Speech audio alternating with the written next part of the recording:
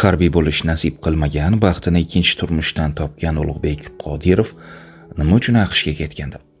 Ulug'bek Qodirov tasodifan aktyor bo'lgan desak ishonasizmi? Chunki u ko'plab hamkasblari singari bolalikdan san'atga qiziqmagan, bu sohani tanlagani yaqinlari uchun ham kutilmagan yangilik bo'lgan. Yodingizda bo'lsa, u ilk rolni 2004-yili Ayol zoti filmida ijro etgandi. Xo'sh, aktyorning san'at olamiga kirib kelishi qanday kechgan va u faoliyati davomida qanday qiyinchiliklarga uchragan? Keling, bu haqda quyida ma'lumot berib o'tamiz. Nosir va Farida Qodirovalar kenja o'g'illarining harbiy soha vakili bo'lishini orzu qilishadi. Chunki uning bo'ylari baland, sportga bo'lgan qiziqishi ham yuqori edi. Afsuski, yosh Ulug'bekka harbiy bo'lish nasib etmadi. Ota-onam haqiqatan ham harbiy bo'lishimni orzu qilishgandi. 15 yoshimda Toshkentdagi Suvorov nomli harbiy bilim yurtiga o'qishga kirdim. Ammo uni bitirish menga nasib qilmadi. Kutilmaganda ko'richak bo'lib qoldim. Jarrohlik operatsiyasidan keyin shifokorlar jismoniy mashqlar bajarishni ma'lum muddatga taqiqlashdi. Ota-onam meni oddiy maktabga qaytarishga qaror qilishdi.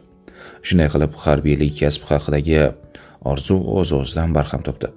Ammo bolaligimdan sportga qiziqishim yuqori bo'lgan. Ammo o'zim ham atrofimdagi insonlar ham aktyor bo'lishimni xayollarga keltirishmagan. Bolaligim boshqalarnikidan farqli o'tgan deya olmayman. Ota-onam kun bo'yi ishda bo'lishardi, biz esa uyda qolardik. Onam uy ishlarini barchamizga bo'lib ketardi.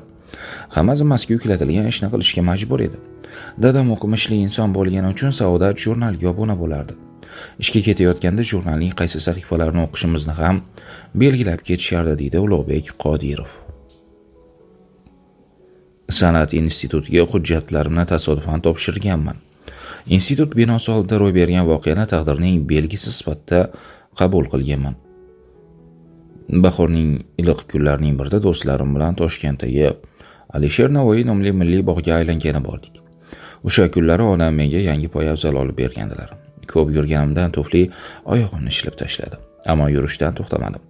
Shunda xayolimga san'at institutining oldiga yetib olsam bo'ldi degan fikr keldi. Institut binosi oldiga yetib borganda oyog'im yanada ko'proq qonay boshladi. Bu qon institut darvozasi oldiga to'kildi. O'sha kuni kechqurun onamga san'at institutiga hujjat topshiraman deb aytdim. Onam bu nima deganing deb hayron bo'ldilar. Qonim to'kilgan joyga o'qishga kirmasam bo'lmaydi deya javob berganman, deydi Ulug'bek Qodirov. Aktyor 2000-yil O'zbekiston Davlat san'at va madaniyat institutiga qabul qilingan. U institutning eng ko'rkam talabalaridan biri bo'lishiga qaramay, ko'pchilik uning sahnaga moslashib ketishiga shubha qilgandi. Bunga aktyorning injiqligi va biroz jizzakligi sabab bo'lgan bo'lsa ajab emas. Ilk rolimni 2001-yili Ayol zoti serialida ijro etganman. Kastingdan o'tding deyishganda rosa xursand bo'lgandim. Ammo kichik epizodga tasdiqlashgan ekan.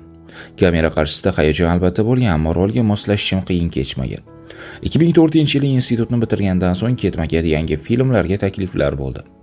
Devona va Sarvinoz filmlarida suratga tushganimdan keyin odamlar taniy boshlashdi, deydi aktyor. Aktyorning muvaffaqiyatli rollari ko'p, ammo uning tanilishida Sarvinoz va Baxt uchun million rollari ko'proq hissa qo'shgan. Chunki 2005-yilda unga yilning eng yaxshi aktyori nominatsiyasida g'oliblik nasib etgan. 2004-yil ijodimdagi eng barakali yillardan biri bo'lgan, ammo hayotimda og'ir judolik bo'lgani bilan ham xotiramda qolib ketgan. Chunki endi tanilib filmlarim namoyish etilayotgan pallada otamdan ayrilib qolganmiz. Otamga filmlarimni ko'rish, premyeralarda old qatorda o'tirib tomosha qilish nasib etmagan. Bundan ko'p afsuslanaman, deydi aktyor Ulug'bek Qodirov. Aktyor Ulug'bek Qodirov 2012-yilning sentyabr oyida ota-onasining qistovi bilan uylangan. To'y katta dabdaba bilan o'tgan bo'lishiga qaramay, kuyov bir oydan keyin ajrashishga qaror qilgan. Mishmishlarga qaraganda bunga kelinni yoqtirmay uylangani sabab bo'lgan. 2013-yilning aprel oyida esa aktyor Shahrizoda guruhining a'zosi Aziza bilan oila qurgan. Ular 2014-yili qiz, 2016-yilda esa o'g'il farzandli bo'lishganini ma'lum qilishdi.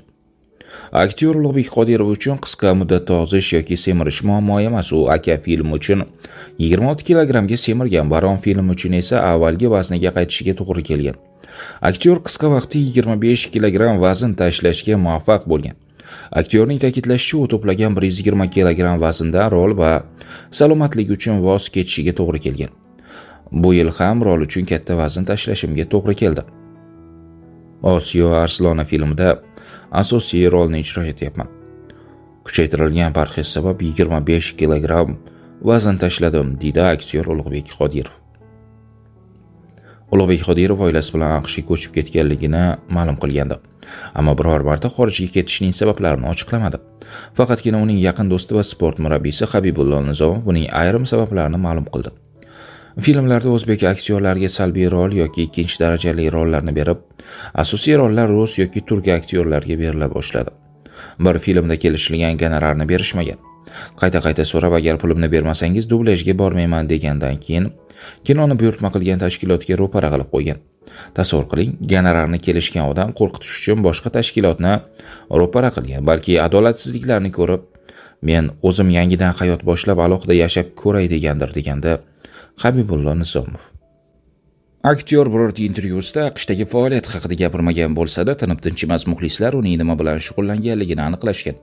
U barcha muhojirlar singari pitssa tarqatish bilan shug'ullangan emish. Muhimi, aktyor 3-4 yillik xorij safardan so'ng O'zbekistonga qaytib va bir nechta tarixiy loyihalarda suratga tushdi. U suratga tushgan Alfons seriali ham ko'plab shov-shuvlarga sabab bo'ldi.